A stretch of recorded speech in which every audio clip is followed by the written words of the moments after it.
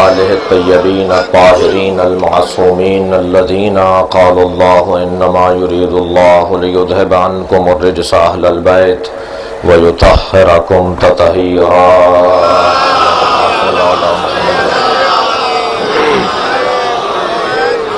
ولعنۃ اللہ علی اعدائہم اجمعین من یوم عداوتہم الی قیام یوم الدین. اما بعد فقد قال الحکیم فی قرآن الکریم بسم اللہ الرحمن الرحیم من المؤمنین رجال صدقوا ما عاهدوا اللہ علیہ فمنهم من قضى نحبه ومنهم من ينتظر وما بدلوا تبدیلا. صلوات.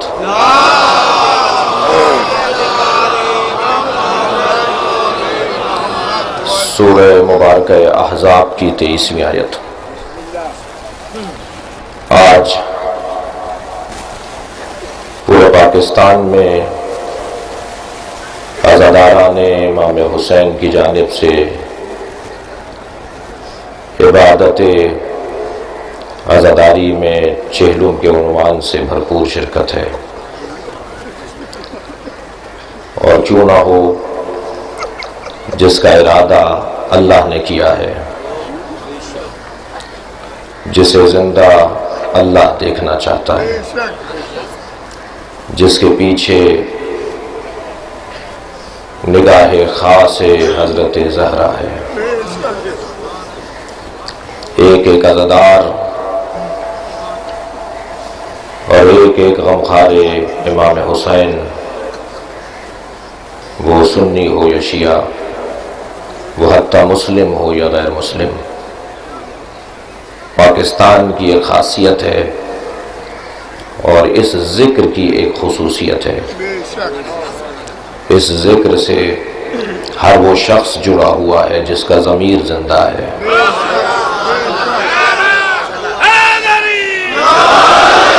اس ذکر سے ہر وہ شخص وابستہ ہے جس کی فطرت باقی ہے. لہذا پورے پاکستان میں سنی شیعہ سب مل کر امام حسین کی عزاداری میں مصروف ہیں. فرق اتنا ہے کہ شیعہ میزبان ہے اور یہ سعادت مندی اور یہ رفعت اور یہ بلندی اہل تشیع کو حاصل ہے. شیعہ عزاداری کے مالک نہیں ہیں، عزاداری کے نوکر ہیں. چھوڑ دو، ادھر نہیں آؤ، یہ ہل رہا ہے، نہیں ہے تو یہاں نہیں آؤ. شیعہ امام حسین علیہ السلام کی عزاداری کی خدمت گزار ہیں، لیکن کسی طرح کی کوئی پابندی نہیں ہے کہ غیر شیعہ مجلس میں نہیں آ سکتا. میں یہ بات اپنی مجالس میں اور جگہوں پر بھی کہہ چکا ہوں، یہاں تکرار کر رہا ہوں. ہمارے بزرگوں نے ہم پر احسان کیا ہے کہ مسجد علیحدہ بنائی ہے، امام بارگاہ علیحدہ بنایا ہے. سارا عالم اسلام پر خرچہ کرتا ہے. مدرسہ وہ بھی بناتے ہیں، مدرسہ ہم بھی بناتے ہیں. مسجد دوسرے مکاتب فکر بھی بنا رہے ہیں اور مسجد ہمارے ہاں بھی ہے، لیکن ہم اسلام پہ زیادہ خرچہ کرتے ہیں. ہم امام بارگاہ بھی بناتے ہیں. امام بارگاہ کا فلسفہ کیا ہے؟ امام بارگاہ کا فلسفہ ہے جو مدرسے کا فلسفہ ہے. امام بارگاہ کا فلسفہ کیا ہے؟ جو ایک دینی تعلیمی ادارے کا فلسفہ ہو. مجھے کہنے دیجئے کہ یہ حسین کی یونیورسٹی ہے جس کی ایک کلاس نشتر پارک میں لگی ہوئی ہے.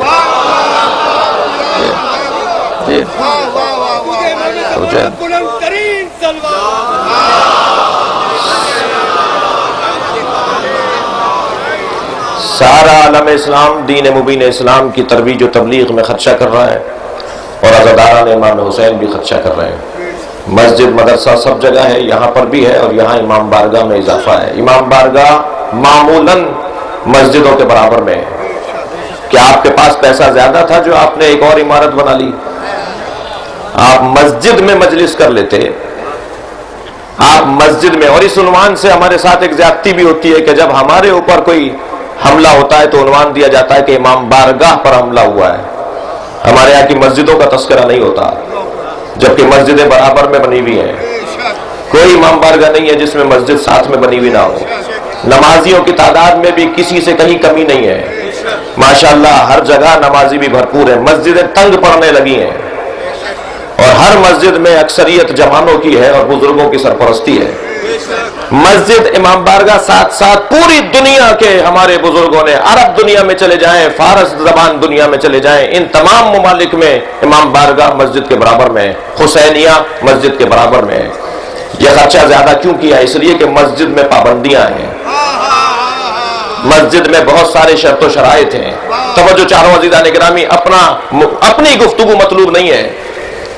مرحوم مغفور آل محمد رزمی ایک شاعر تھے کراچی کے، انہوں نے کہا کہ آپ ننکانہ شریف سے گزرتے ہیں، میں وہاں سے ایک مجلس پڑھنے جاتا تھا، تو آپ گرو نانک کے مزار پر کیوں نہیں جاتے؟ میں نے کہا صاحب میرا ان سے کیا واسطہ ہے؟ کہنے لگے محب اہل بیت تھے۔ تو میں نے کہا آپ ضرور جائیں گے۔ پہنچ گئے ان کے دروازے پر، دروازے میں روک لیا گیا، کہنے لگے کہ سکھوں کے علاوہ کوئی اندر نہیں جا سکتا۔ میں نے کہا ذرا اپنے بڑے کو جا کے بتائیں مکتب اہل بیت کا پیروکار آیا ہے۔ جو ان کا سربراہ تھا وہ دروازے تک چلتا ہوا آیا اور کہنے لگا آپ کے لیے دروازہ بند نہیں ہے۔ کیوں؟ اس لیے کہ آپ نے بھی دروازہ کسی کے لیے بند نہیں رکھا۔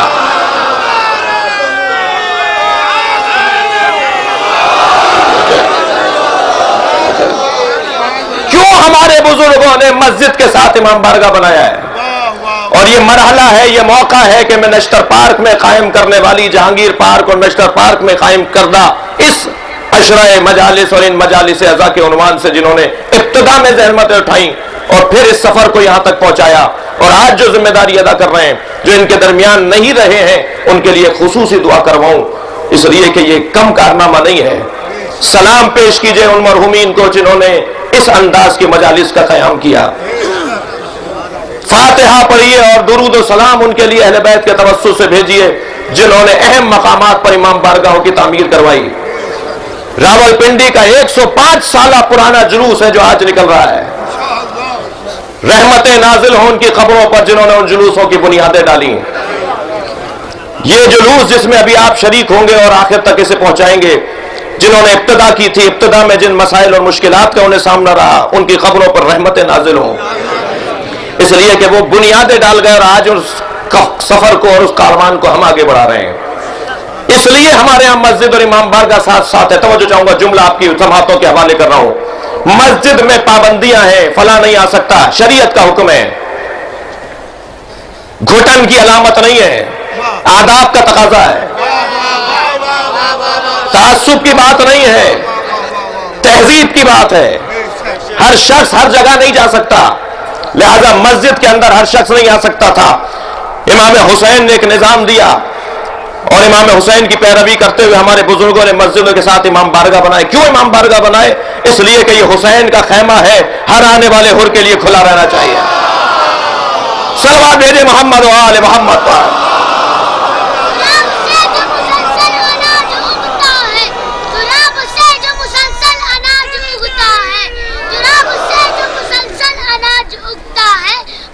بشر اسے صبح و شام کھاتا ہے، جو منتظر نہیں شوکت ظہور ہے مہدی کا، جو منتظر نہیں شوکت ظہور ہے مہدی کا، قسم خدا کی وہ رشتے حرام کھاتا ہے۔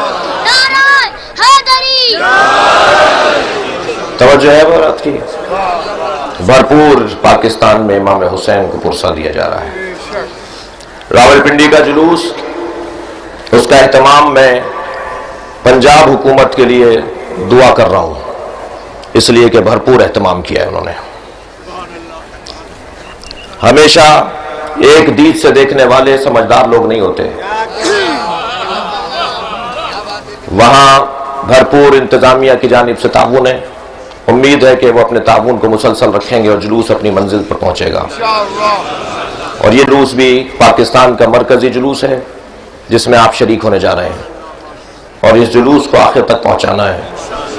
کوشش کریں کہ تھکن ہم پر طاری نہ ہونے پائے اور یہ جلوس آخر تک اپنی منزلوں پر پہنچے۔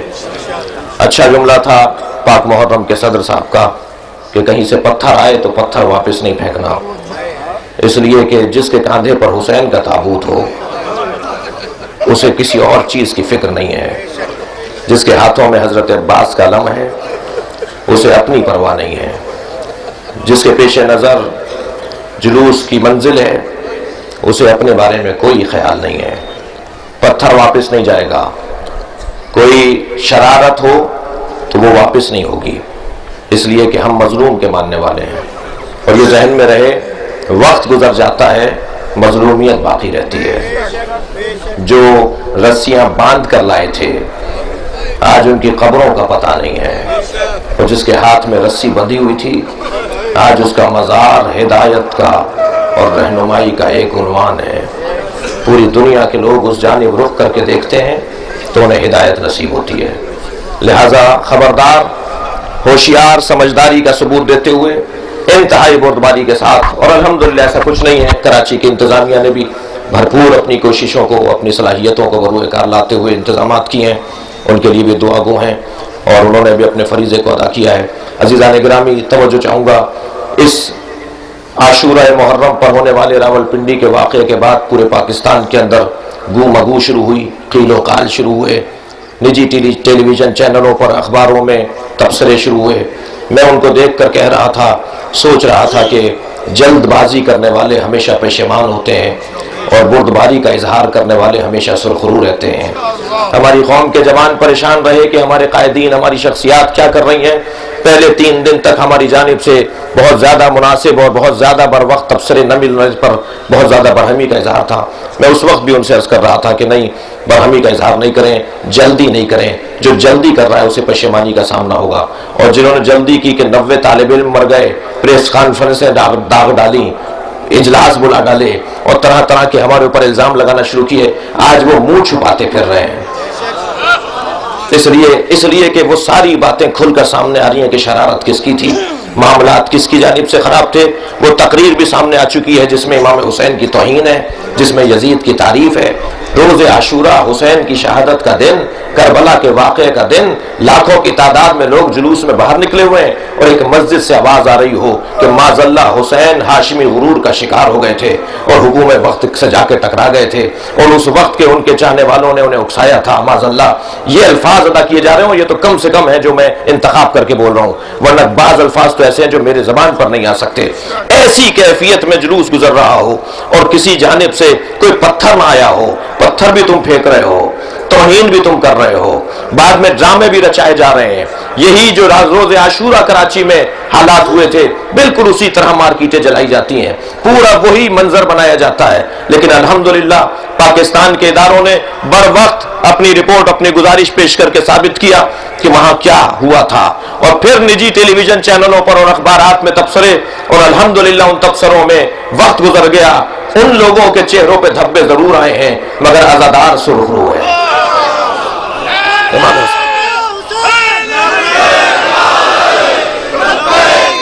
مل کر جواب دیجیے گا۔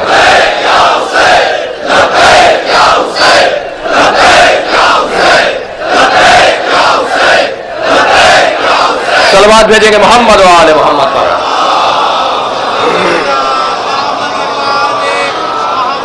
اور بہت سارے لوگوں کو شریعت یاد آنے لگی کہ عزاداری مستحب ہے یا واجب ہے۔ کتنی دفعہ تمہیں بتائیں یہ عزاداری ہماری جان ہے، اس لیے کہ جان ہوگی تو ہم نماز پڑھیں گے، جان ہوگی، توجہ ہے حضرات کی، جان ہوگی تو ہم روزہ رکھیں گے۔ عزاداری امام حسین ہماری جان ہے، جان ہوتی ہے تو ہم اللہ کے حضور حاضری دیتے ہیں۔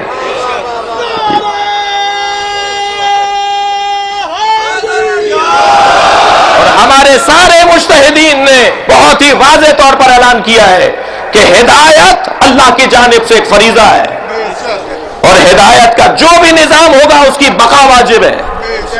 قاعدہ کلیہ کسوٹی فارمولہ یہ ہے کہ عزاداری کیونکہ ہدایت کا ذریعہ ہے، اور ہر وہ کام جو ہدایت کا ذریعہ ہے اس کی بقا واجب ہے۔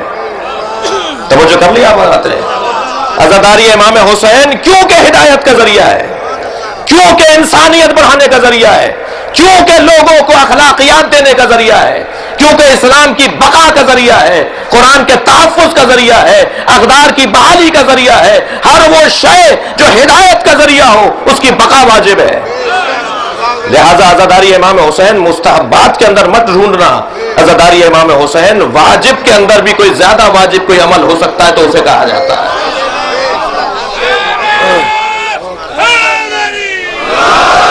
اور تبصروں پر تبصرے نفریں اور دل آزاریاں اور رنجش خاطر. فقیر اور مسکین ملک ہے، مقروض ملک ہے، اربوں روپیہ رینجرز اور پولیس پر لگ جاتا ہے، 10-10 ہزار پولیس اہلکار ان کی حفاظت میں نکلتے ہیں. فقیر اور مسکین ملک اور مقروض ملک کا اتنا خرچہ ہوتا ہے. یہ جلوس بند کر دیں، یہ تبصرے ہوئے، یہ جلوس بند کر دیں، اس ملک کے خرچے ختم ہو جائیں گے، اس ملک کے خرچے بچ جائیں گے. میں ایک جملہ آپ کی سماعتوں کے حوالے کر رہا ہوں، اسلام آباد میں بھی کہہ چکا ہوں، یہاں بھی تکرار کر رہا ہوں، یہ خرچہ ہماری وجہ سے نہیں ہوتا، تمہاری وجہ سے ہوتا ہے.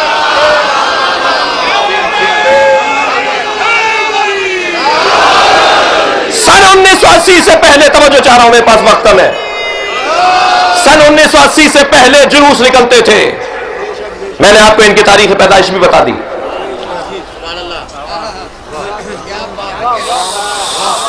توجہ کر رہے ہیں آپ؟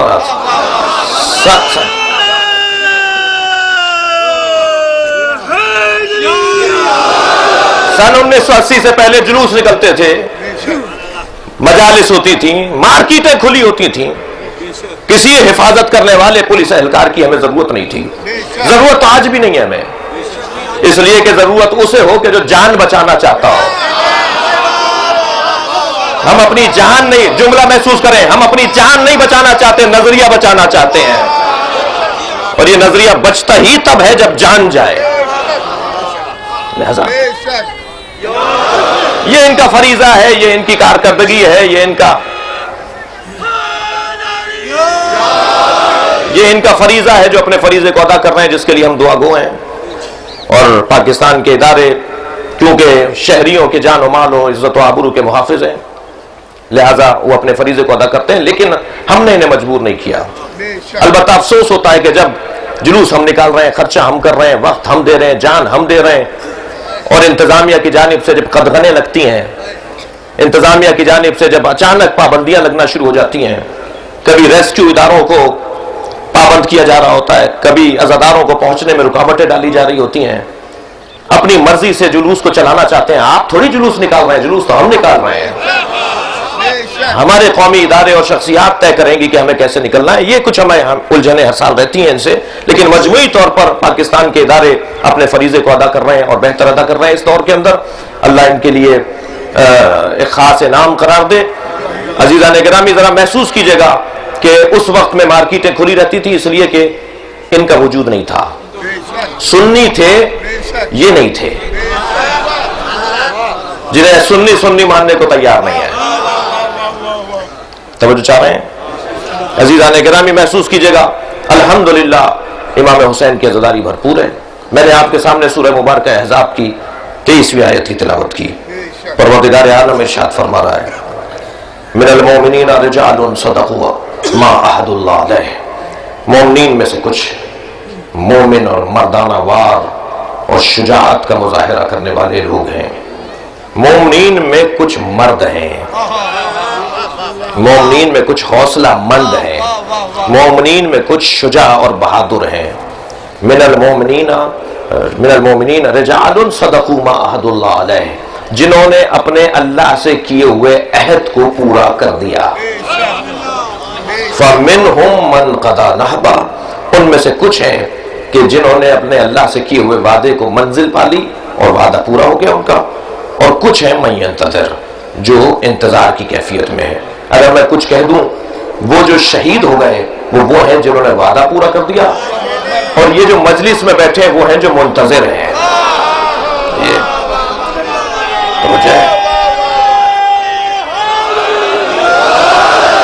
مومنین میں سے کچھ لوگ ہیں،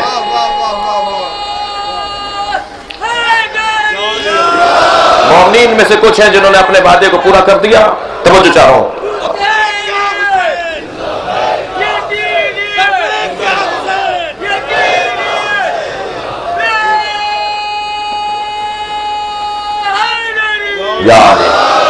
سلوات بھیجیں گے محمد و آل محمد.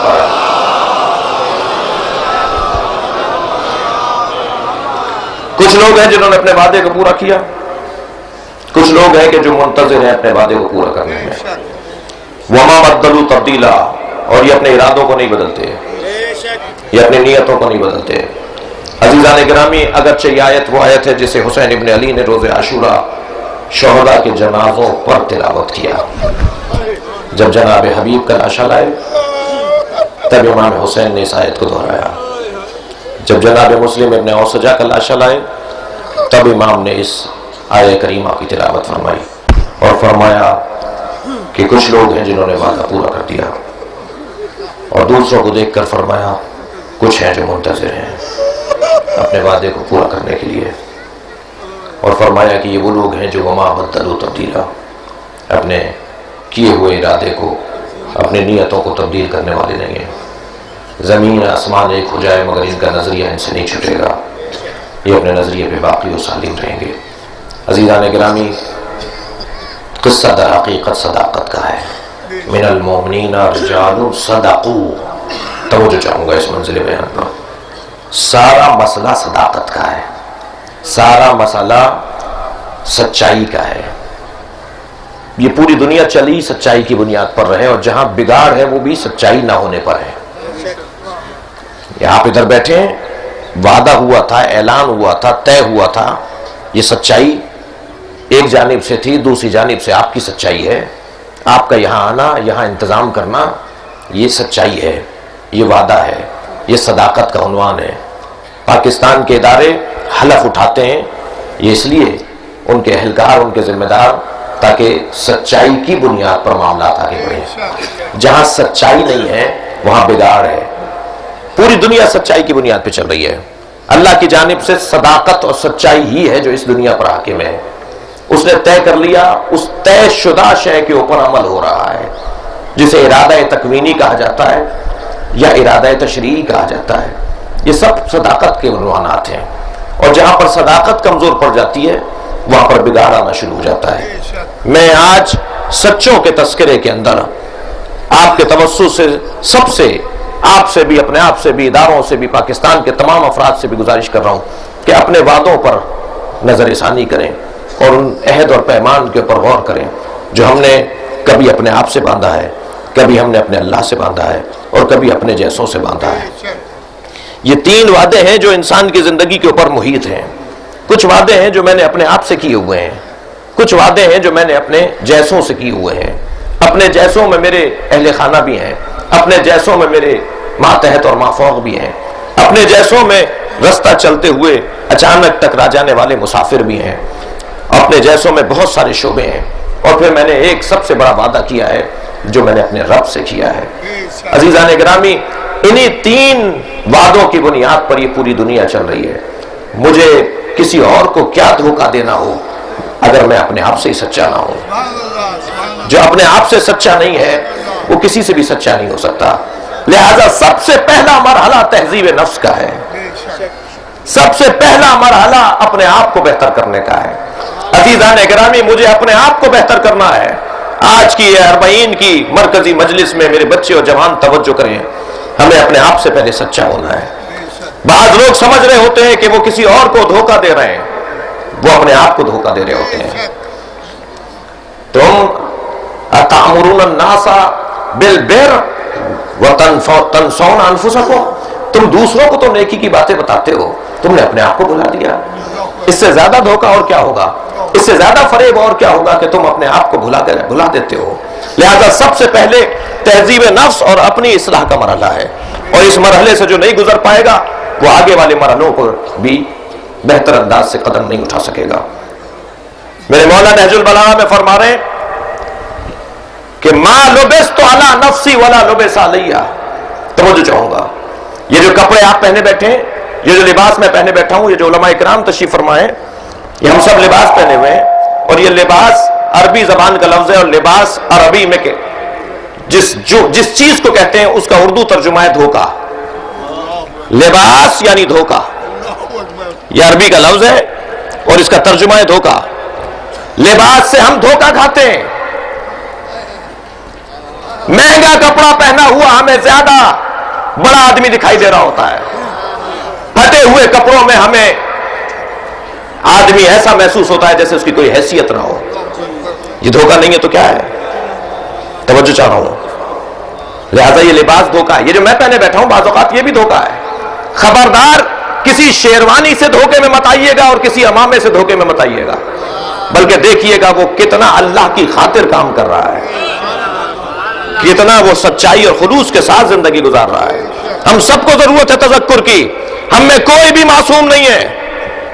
ہاں جو بیٹھے ہوئے میری بات کو سن رہے ہیں، جو ہمارے ائمہ، جو صاحبان عصمت، جن کی غیبی نگاہ ہمارے اوپر ہے، میں ان سے مستثنا کر کے اپنے آپ کو رات کو کہہ رہا ہوں، ہمیں اصلاح نفس کی ضرورت ہے۔ ہماری قوم میں 25 ادارے بن جائیں، 25 اور بن جانے چاہیے۔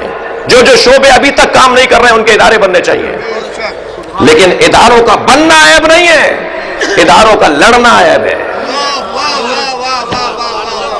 بنائیے جتنے بھی ادارے بنا سکتے ہیں، تنظیمیں بنائیے، ادارے بنائیے، اور پھر ایک فورم ہو، اور پھر ایک جگہ ہو جہاں پر آپس میں بیٹھ کر مشورے ہوں، تصادم کی فضا نہ ہو، آپس میں لڑائی نہ ہو۔ خبردار میرے بچوں اور جوانوں، اپنی تربیت کرو کہ میں سب کچھ کر رہا ہوں اور دوسرا کچھ نہیں کر رہا، فلاں قائد صحیح نہیں کام کر رہا اور فلاں جنرل سیکرٹری صاحب کام صحیح نہیں کر رہے، سب اپنی اپنی جگہ خدمت کر رہے ہیں۔ ان سب کا احترام ہونا چاہیے۔ بہت سے لوگوں کو، بلکہ ساری شخصیات کو میں بہت قریب سے جانتا ہوں، سب قربتاً اللہ کام کر رہے ہیں، اپنی توانائیوں کے مطابق کام کر رہے ہیں، اپنی صلاحیتوں کے مطابق وہ اس ملک کے اندر تشیع اور مسلمین کی خدمت کر رہے ہیں۔ یہ گروپیں ختم ہونی چاہیے، یہ تنگ نظریاں بند ہونی چاہیے، یہ تہمت اور الزامات بند ہونے چاہیے، یہ غیبتوں کی محفلیں ختم ہونی چاہیے، یہ الزامات کی محفلوں کو بند ہونا چاہیے، یہ بدگمانیوں کا سلسلہ ختم ہونا چاہیے۔ الحمدللہ پاکستان کا شیعہ مضبوط ہے، پاکستان کا مسلمان مضبوط ہے، پاکستان کا سنی سمجھدار ہے، اور اس سرزمین کے اوپر جتنے بھی ادارے بنا سکتے ہیں بنائیے۔ ابھی ہمیں اسکولوں کی ضرورت ہے، ابھی ہمیں ہسپتالوں کی ضرورت ہے، ابھی ہمیں فلاحی اداروں کی ضرورت ہے۔ جو بھی ادارہ کام کر رہا ہے اس کے ساتھ تعاون فرمائیے۔ عزائی ادارے بھرپور ہیں، انہیں اور ہونا چاہیے۔ امام بارگاہ جہاں نہیں ہے وہاں بنوائیے۔ میں آپ کے توسط سے عزیزوں، لاہور کے اندر ڈیفنس میں قائم شدہ گزشتہ 10 سال سے بنے ہوئے امام بارگاہ اور مسجد کو جو سیل کیا گیا ہے، اس کا مطالبہ بھی آپ کے توسط سے کرتا ہوں۔ لاہور ڈیفنس کے اندر، جیسے کراچی ڈیفنس کے اندر آپ کا امام بارگاہ اور مساجد ہیں، ایسے لاہور ڈیفنس کے اندر بھی مسجد اور امام بارگاہ بنایا گیا۔ وہاں کے اس وقت کے کور کمانڈر کی اجازت سے امام بارگاہ مسجد بن گئی، کروڑوں روپیہ اس پہ لگ گیا، اور جس دن اس کی اوپننگ اور افتتاح کا دن تھا اس دن آ کر ادارے اسے بند کر دیتے ہیں۔ 10 سال سے وہ امام بارگاہ بند ہے، ایک دن بھی استعمال میں اور ایک دن بھی اس سے استفادہ نہیں ہوا ہے۔ میں آپ کے توسط سے مطالبہ کرتا ہوں ان اداروں کا، کیونکہ وہ متعلق ہے فوجی ادارے سے، کہ آپ اجازت دیجئے، وہاں 6 دیوبندیوں کی مسجدیں، بہت اچھا ہے، 10 اور بننی چاہیے۔ وہاں اور مکاتب فکر اگر زندگی گزارتے ہیں تو ان کے بھی ادارے بننے چاہیے، لیکن ہماری وہاں تعداد بھی کم نہیں ہے، ہماری مسجد کیوں بند ہے وہاں پر؟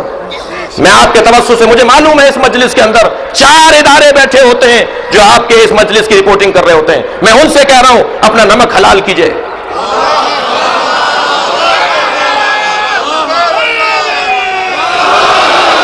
میں ان سے کہہ رہا ہوں کہ رپورٹ کیجئے، آگے بڑھائیے بات کہ آج نشتر پارک کی مجلس، مرکزی مجلس میں یہ اعلان ہوا ہے کہ ڈیفنس لاہور کے امام بارگاہ اور مسجد کو جو بننے کے بعد بند کر دیا گیا اسے کھولا جائے، اور ہم توقع کرتے ہیں کہ آئندہ سال محرم آنے سے پہلے وہاں مجلس بھی ہوگی، نماز بھی ہوگی۔ صلوات بھیجے محمد و آل محمد۔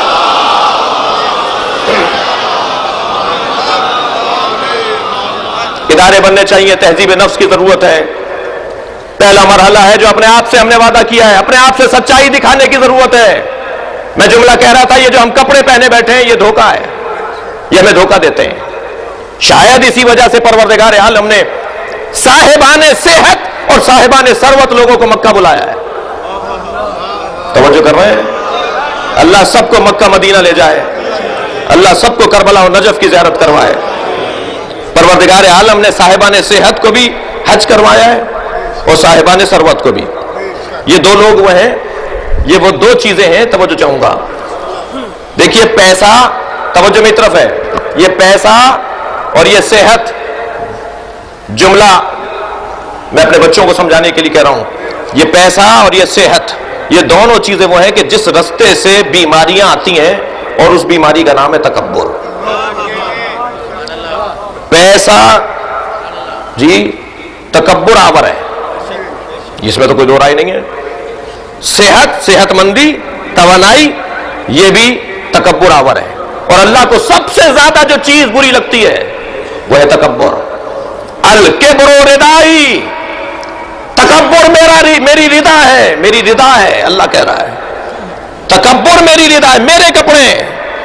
جو تکبر اپناتا ہے میرے کپڑوں میں ہاتھ ڈالتا ہے، حدیث قدسی ہے، الکبر ردائی۔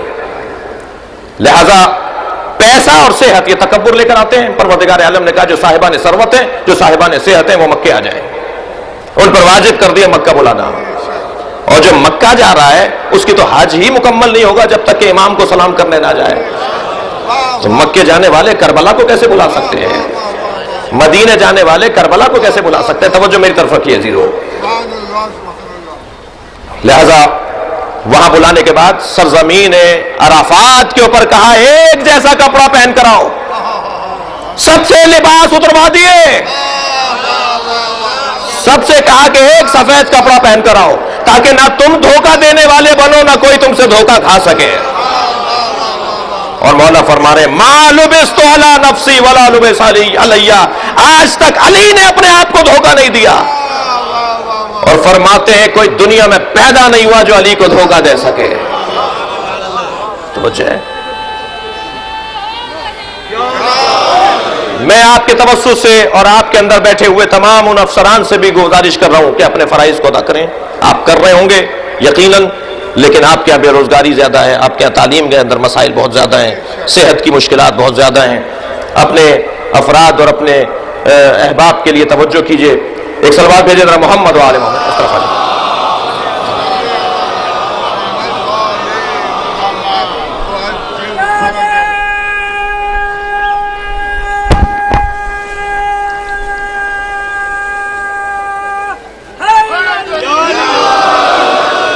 علماء اہل سنت اور خاص طور پہ جناب فیروز الدین رحمانی صاحب جو ہمیشہ مجلس میں شریک ہوتے ہیں، اور اس مجلس کے اندر ایک بڑی تعداد ہے سنی بھائیوں کی تشریف فرما ہے۔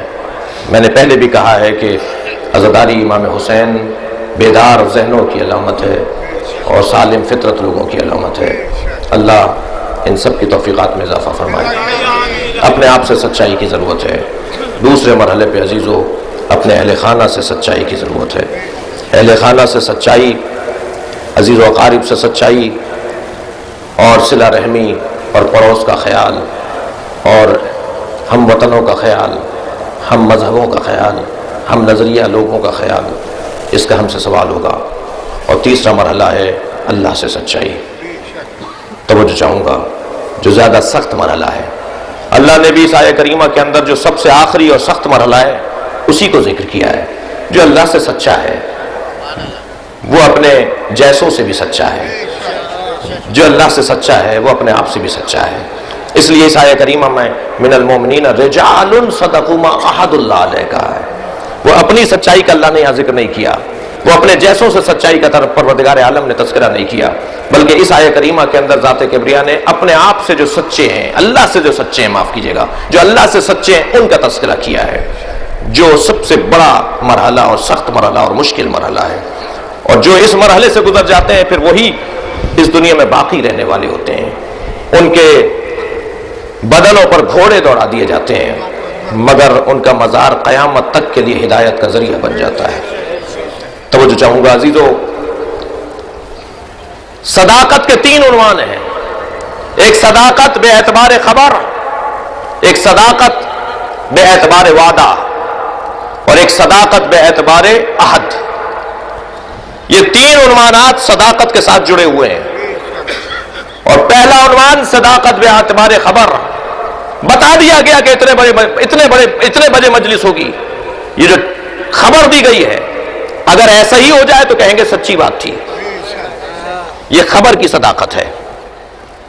مگر ایک بات ضرور ہے اس میں کہ اس میں خبر اور صداقت بے اعتبار خبر کے اندر ایک ظریف پہلو ہے، اور وہ یہ پہلو ہے کہ ایک واقعہ گزرنے کے بعد بتایا جائے کہ فلاں جگہ یہ واقعہ گزرا ہے، فلاں جگہ یہ حادثہ ہوا ہے، اور بعد میں طے کیا جائے کہ ہاں یہ واقعہ ہوا تھا، تو کہتے ہیں کہ سچی خبر تھی۔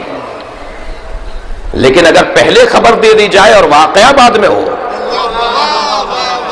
تو یہ مرحلہ بڑا حسین مرحلہ ہو سکتا ہے، اور تاریخ میں ہمیں یہ مرحلہ دکھائی دیتا ہے۔ تمہارے کپڑے درزی کے پاس ہیں، صلوات بھیجے محمد و آل محمد پر۔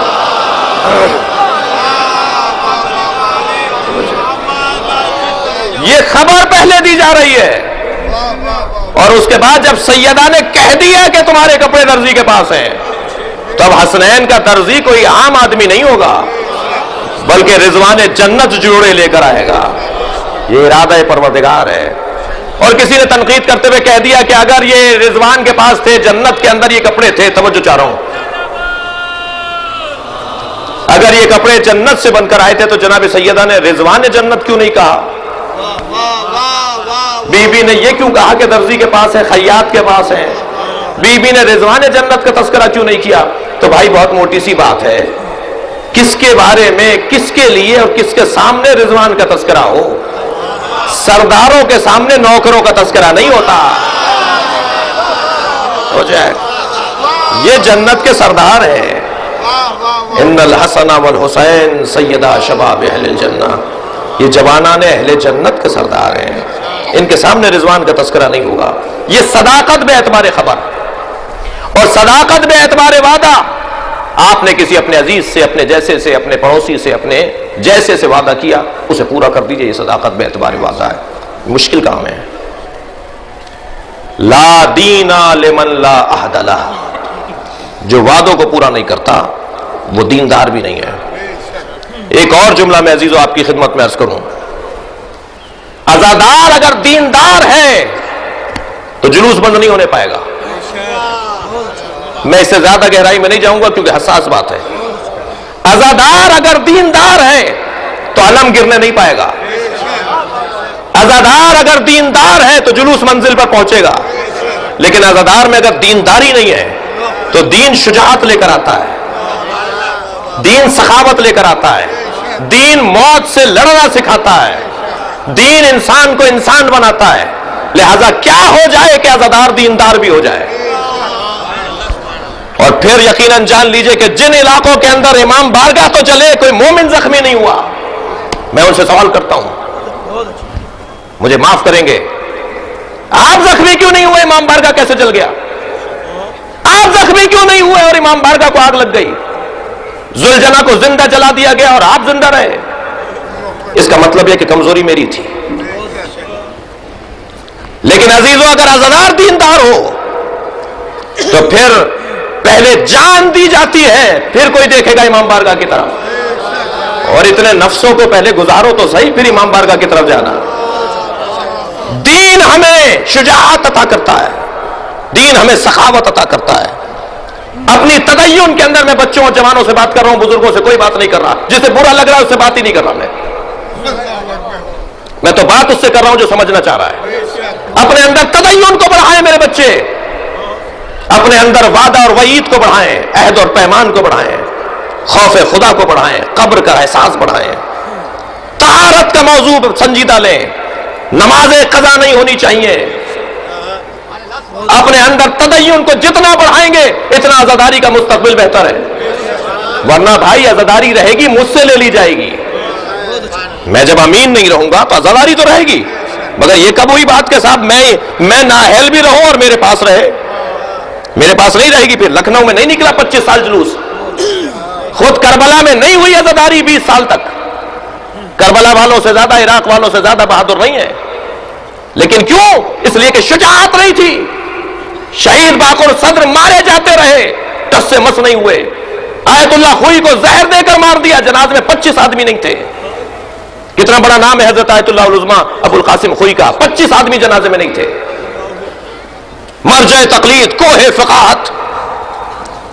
اگر میں اہل نہیں ہوں گا تو مجھ سے لے لی جائے گی یہ امانت۔ مجھے اپنی اہلیت بڑھانے کے لیے شجاعت بڑھانی ہے، امین ہاتھ رکھنے کے لیے مجھے اپنے ہاتھ میں اس چیز کو رکھنے کے لیے اپنے اندر تدین بڑھانا ہے، اپنے اندر دین بڑھانا ہے، سخاوت بڑھانی ہے، حوصلہ بڑھانا ہے۔ یہ عہد ہے، اور صداقت بے اعتبار وعدہ کے بعد کا مرحلہ ہے صداقت بے اعتبار عہد، جو اپنے رب سے کرنا ہے۔ یہ فرش اعزاں نہیں ہے، یہ حسین ابن علی کی بارگاہ ہے۔ یہاں بیٹھنے والا طہارت کے ساتھ آیا ہے، طہارت بدن کے ساتھ بھی آیا ہے اور طہارت روح کے ساتھ بھی آیا ہے۔ بچوں مشق بڑھاؤ، کسی مجلس میں قدم نہیں رکھو جب تک وضو کر کے نہ جاؤ، اس لیے کہ یہ وادی عشق ہے، اور وادی عشق کے اندر بغیر وضو کے نہیں جایا جاتا۔ جو طہارت بدن کی مشق کر چکا ہو، پھر وہ طہارت روح کی طرف کا سفر شروع کرتا ہے، اور الحمدللہ طہارت بدن کے ساتھ جب فرش اعضاء پہ قدم رکھیں گے تو خود بخود طہارت روح کا مرحلہ شروع ہو جائے گا۔ یہ ایک ایسی اکیڈمی ہے، یہ ایک ایسی یونیورسٹی ہے جس کا عنوان حسین ابن علی ہے، جس کی بنیاد سن 61 ہجری میں امام حسین نے رکھی تھی، اور اس کی عظیم ترین کلاسیں پوری دنیا میں سجی ہوئی ہیں، جمی ہوئی ہیں۔ یہ مجلسیں اپنے آب و تاب کے ساتھ باقی اور جاری رہیں گی۔ خطیب بدل سکتے ہیں، ٹیچر بدل سکتے ہیں، مدرسہ بند نہیں ہوگا، اس لیے کہ اس سے بہتر نظام تعلیم نہیں ہے، اس سے بہتر نظام حیات نہیں ہے۔ ہم عزاداری کے بغیر جی نہیں سکتے، اور یہ کیفیت ہماری آباء و اجداد سے ہمیں منتقل ہوئی ہے، اور یہ کیفیت آئندہ نسلوں میں بھی جاری و ساری رہے گی۔ عزیزو، سچے لوگوں کا تذکرہ ہے۔ اے زینب، یہ عہد تو ہم نے اللہ سے کیا تھا۔ یہ جو کربلا کا واقعہ ہے، صدقوا ما عہد اللہ علیہ، یہ ان لوگوں کا قصہ ہے جنہوں نے اپنے اللہ سے کیے ہوئے وعدے کو پورا کر دیا۔ فَمِنْهُمْ مَنْ قَضَى نَحْبَهُ، ان میں سے کچھ ہیں جو اپنے وعدے کو پورا کر چکے، کچھ وہ ہیں جنہوں نے وعدہ پورا کیا کربلا میں، کچھ وہ ہیں جنہیں کوفے میں وعدہ پورا کرنا ہے، کچھ وہ ہیں جنہیں شام کے بازاروں سے وعدہ پورا کرتے ہوئے گزرنا ہے، کچھ وہ ہیں جنہیں دربار شام تک پہنچنا ہے۔ یہ در حقیقت وہ لوگ ہیں کہ جو اپنے وعدے کو پورا کر رہے ہیں۔ سلام ہو زینب کبریٰ پر۔ آج کا دن زینب کبریٰ کی فتح کا دن ہے۔ آج وہ بی بی جس کے ہاتھوں میں رسیاں بندھی ہوئی تھی، جسے کربلا میں جب اسیر بنایا گیا تو مڑ مڑ کر ترائی کی طرف دیکھ رہی تھی۔ آپ جب جناب زینب کی زیارت کو جائیں تو بی بی کا زیارت نامہ ضرور پڑھیں گے۔ زیارت نامے کے آغاز میں ہی لکھا ہوا ہے، سلام ہو اس بی بی پر جب کربلا میں اسے اسیر بنایا جا رہا تھا تو بار بار عباس کو پکار رہے تھے، اے عباس، تم نے مدینے میں مجھے سوار کروایا تھا، اب تمہاری بہن سوار ہو رہی ہے، آؤ سوار کرواؤ۔ عجب نہیں عباس کی لاش کانپتی ہو۔ اے آقا زادی، اگر مشیت کا حکم ہوتا تو یہ منظر نہ ہوتا۔ وہ جس کے ہاتھوں میں، بی بی کے ہاتھوں میں رسیاں باندھی گئیں، وہ کوفے میں تشہیر کی گئی، وہ شام میں تشہیر کی گئی، اور ایسے ایسے کٹھن مرحلے گزرے عزاداروں۔ کوفے میں جب بی بی پہنچی ہیں تو وہاں کچھ اور کیفیت ہے، ظلم اور زیادتی وہاں بھی ہے، اور شام میں جب بی بی پہنچی ہیں تو کچھ اور کیفیت ہے۔ کوفے اور شام میں ایک موٹا سفر کیا ہے کہ کوفے میں چھتوں سے صدقے کی کھجوریں پھینکی جا رہی تھیں، اور جناب زینب بچوں کے ہاتھوں سے کھجور کے دانے لیتی تھی اور واپس دے کر کہتی تھی الصدقۃ علینا حرام، صدقہ ہم پر حرام ہے۔ ایک شخص امام سجاد کے قریب آ گیا، کہنے لگا کہ یہ جو بی بی ہے یہ صدقے کی کھجوریں واپس کر کے کہتی ہیں کہ صدقہ ہم پر حرام ہے، تو صدقہ تو اہل بیت پر حرام ہے، آپ کون ہیں؟ امام نے فرمایا اہل بیت کو پہچانتا ہے؟ کہا کہ ہاں، میں حسین ابن علی کو فرد فرید اہل بیت جانتا ہوں۔ امام نے اشارہ کیا وہ نو کے نیزہ پر حسین کا سر ہے۔ لیکن عزاداروں، رونے والوں، جب شام قافلہ پہنچا ہے تو شام میں چھتوں سے پتھر اور انگارے پھینکے جا رہے تھے۔ امام سجاد فرماتے میرے ہاتھ بندھے ہوئے تھے، ایک انگارہ میرے سر پر آ کر گرا، اجرکم اللہ، تکلف کر کے نہیں رویا عزاداروں، آپ کی آوازیں بلند ہو رہی ہیں۔ جب مجلس عزا میں رونے والوں کی آوازیں بلند ہوتی ہیں، امام جعفر صادق دعا دیتے ہیں یا اللہ یہ میرے جد پر رو رہے ہیں، امام فرماتے ہیں ایک چھت سے انگارہ پھینکا گیا، آگ پھینکی گئی، ایک انگارہ میرے سر پر آ کر گرا، میں کہتا رہا میرا سر جل رہا ہے، مگر کسی نے میرے سر سے انگارہ نہیں ہٹایا۔ اجرکم اللہ۔ قافلہ شام پہنچا ہے، دربار شام کا مرحلہ بھی بڑا سخت تھا عزیزانو۔ امام کے ذہن سے 40 سال تک شام نہیں نکلا۔ کسی نے پوچھا مولا آپ کی عمر تو اتنی زیادہ نہیں ہے، آپ پر بڑھاپا کیسا ہے؟ فرمانے لگے بہن کے جنازے نے بوڑھا کر دیا، وہ زندان شام میں ننھا سا لاشا، وہ بہن کی ایک میت۔ اجرکم اللہ۔ بڑا سخت تھا امام سجاد کے لیے۔ بس عزادارو چہلم آ گیا۔ 3 مجلسیں جناب زینب نے کی ہیں، تاریخ عزاداری میرے جوان بچے سنتے جائیں۔